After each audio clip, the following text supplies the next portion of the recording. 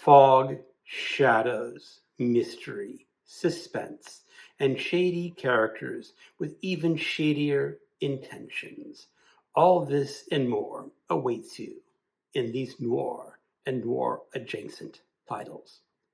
I'm having a noir book haul.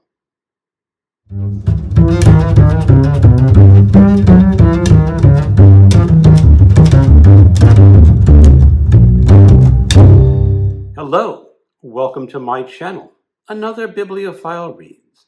My name is Greg, and today I want to talk about noir fiction.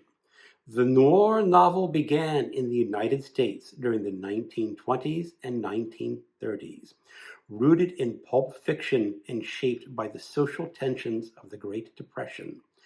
Early pioneers like Dashiell Hammett and Raymond Chandler introduced hard-boiled detectives, terse prose, and a morally ambiguous worldview.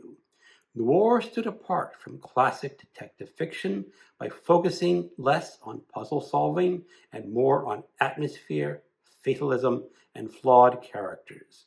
James M. Cain and Cornell Woolrich added psychological depth and themes of desire, betrayal, and doom. International influences soon followed. In France, American noir was embraced and reinterpreted by critics and writers alike, most notably by Guillemot série noire import, which translated and promoted American crime fiction. French authors like Jean-Patrick Manchette would later develop their own roman noir, blending political critique and noir style. Today, noir is a global literary form, influencing authors worldwide while retaining its core elements of cynicism, existential dread, and moral complexity. I was fortunate enough to notice about a week ago that my favorite publisher, New York Review Books Classics, was having a 40% off sale of their noir and noir adjacent titles. And look what arrived in the mail today for me. There are 8 books in this box that are noir and noir adjacent titles. There are American titles and international titles. And I want to show you what I got. Now, I am not affiliated with NYRB Classics at all. They don't even know I exist. But I absolutely love this publisher. They are probably my favorite contemporary publisher of books because they publish so much. They publish literary fiction. They publish noir fiction, some science fiction, some horror, and nonfiction. So go to the description of my video where there will be a link to the NYRB.org website where you can sign up for their email, and you may get an email saying that they are having 40% off titles. Now, they just did noir. Sometime in the summer, they are probably going to do a 40% off their entire catalog. I will be indulging again when that comes around. But more importantly, they have other sales of other genres, and you may like them just as much as I like noir. Now, why do I like noir? I like noir fiction because it rarely ends with a happy ending. And I do not like happy endings in my fiction. I like them bleak. I like them with existential dread and moral complexity.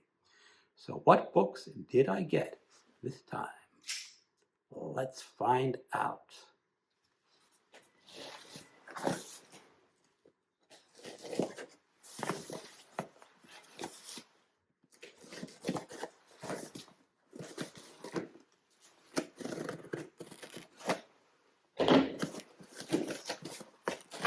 Now, I do have to say that NYRB usually packs their books up very well because they want their books to arrive in a good condition. So you get packing and they're all right. Let's go through these books.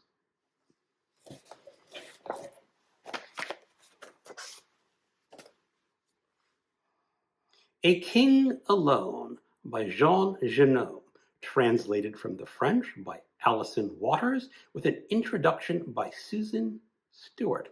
This novel was originally published in 1947. It is 176 pages long.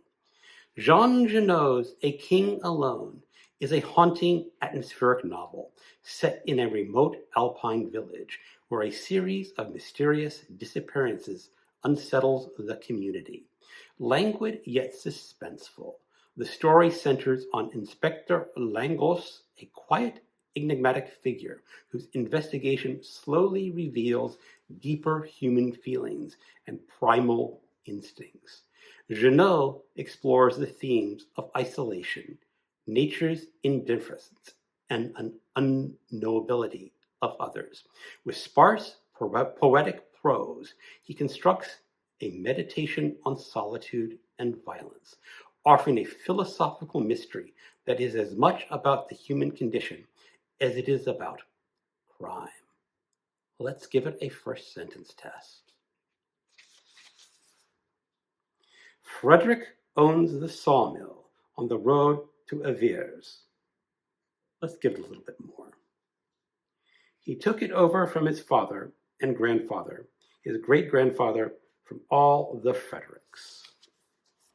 Well, not too inspiring, but it should be good.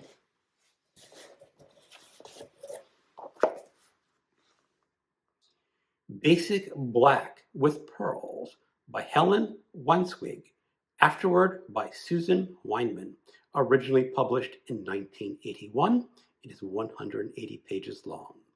Helen Weinweig's Basic Black with Pearls is a surreal feminist novel following Shirley Kausabansky, a Toronto housewife who adopts the alias Lola Montez in pursuit of her elusive lover, Cohenrod. Their meetings, orchestrated through coded messages in National Geographic, lead her on a disorientating journey through Toronto's streets and her own past. As Shirley investigates encounters that blur reality and memory, she confronts and confines her domestic life with the illusions she's maintained. Weinzweig's novel, celebrated as a feminist classic, delves into themes of identity, autonomy, and the complexities of female desire. Helen Weinzweig published her first novel when she was 58.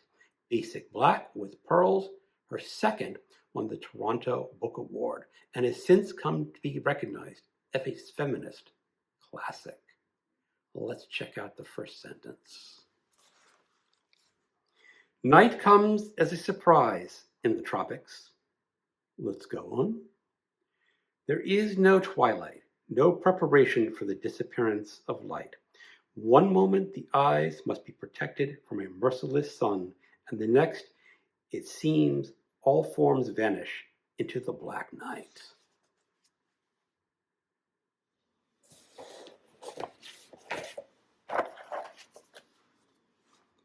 The Expendable Man by Dorothy B. Hughes, afterword by Walter Mosley, originally published in 1963. The Expendable Man is a taunt noir novel that delves into racial injustice and social prejudice in the 1960s America. The story follows Dr. Hugh Densmore, a young black medical intern who picks up a teenage hitchhiker en route to Phoenix. When she is later found dead, Densmore becomes the prime suspect. Ensnared in a web of suspicion, intensified by his race and profession, Hughes masterfully subverts the wrong man trope, revealing how systematic racism can render innocence irrelevant. Set in a stark Arizona landscape, the novel is both a gripping thriller and a poignant social commentary. The first sentence test. Across the tracks, there was a different world. Let's go on. The long and lonely country was the color of sand. The horizon hills were haze black. The clumps of mesquite stood in a dark pools and their own shadowing.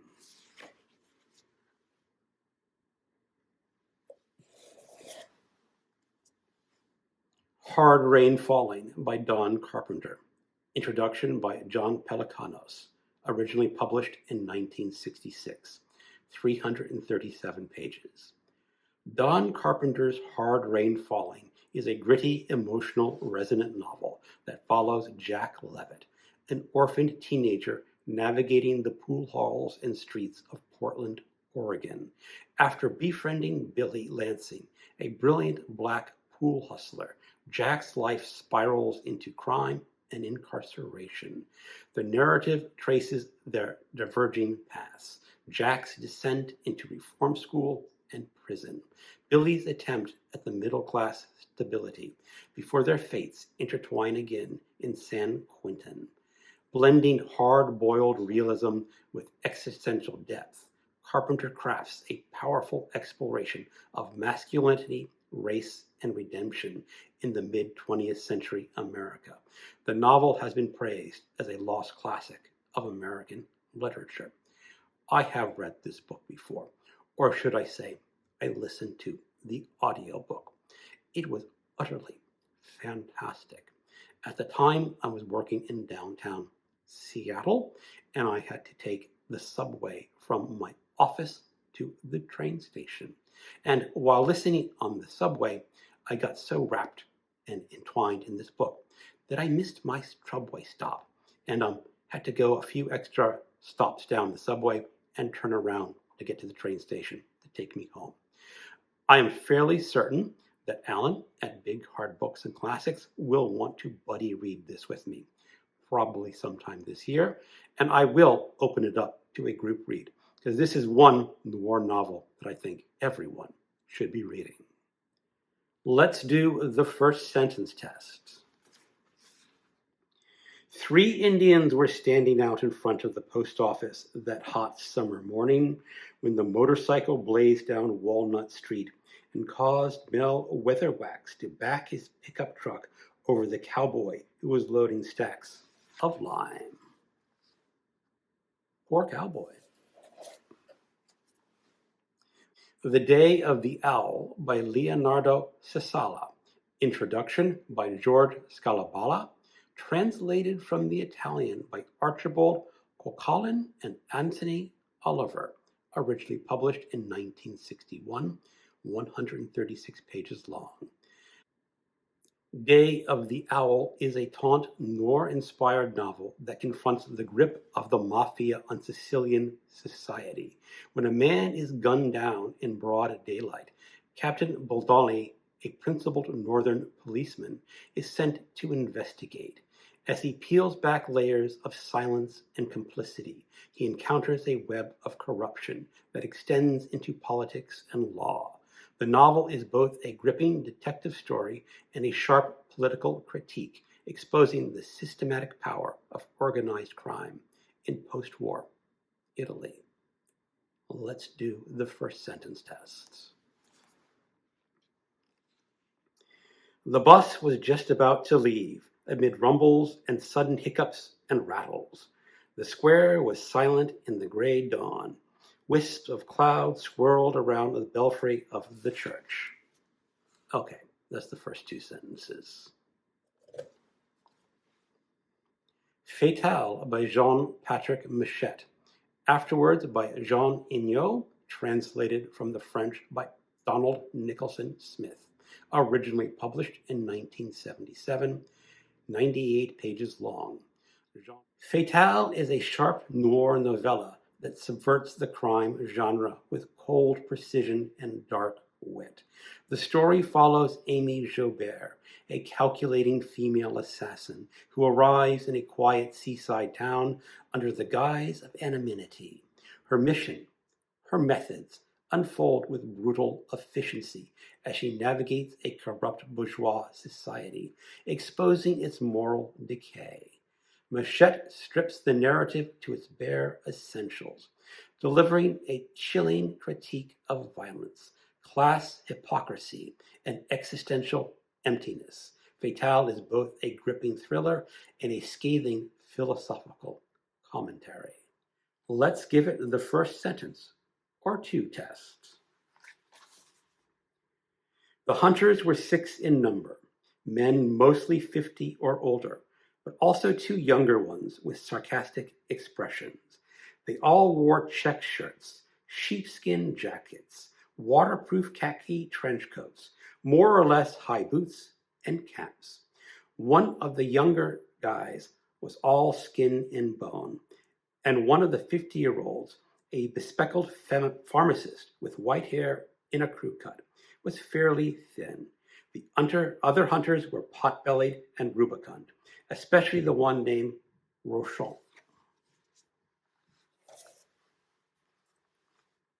Command Performance by Jean Echenoz, translated from the French by Mark Polizzotti, originally published in 2020.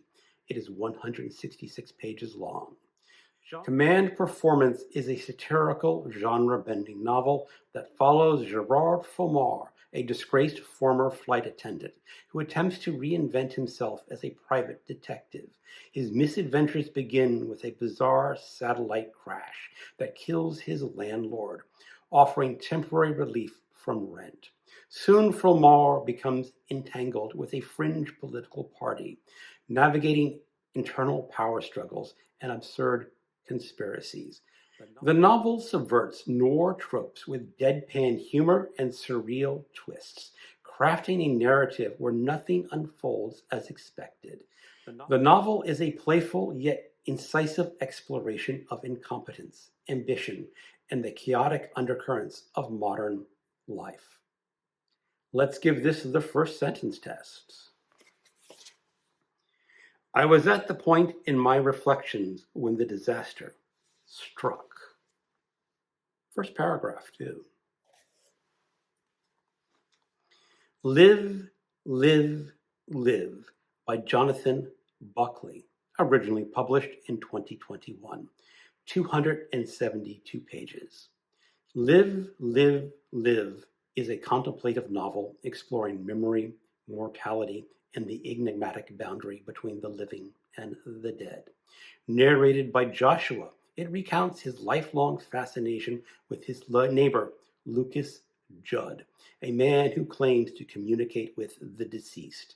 As Joshua matures, his attention shifts to Erin, a younger woman living with Lucas, blurring the lines between desire, belief, and perception. Buckley's understated prose invites readers into a world where truth is elusive and the past lingers like a whisper. The novel delves into the complexities of the human condition and the haunting nature of memory. Let's give it the first sentence or two test. Many of the things that have been said and are still being said are not true. People have arrived at conclusions without knowing enough. It has been said that I have misinterpreted certain situations and incidents. We all misinterpret, we all misperceive, and we all misremember. Okay, those are my 8 noir and noir adjunct titles that I got on sale from NYRB Classics 40% off weekend sale. I really like these books. I'm looking forward to later today choosing one of these to read. I hope you do check out their website, subscribe to their newsletter, because I think many people would appreciate getting these books at 40% off. And if you buy more than $75 worth of books, you also get free shipping.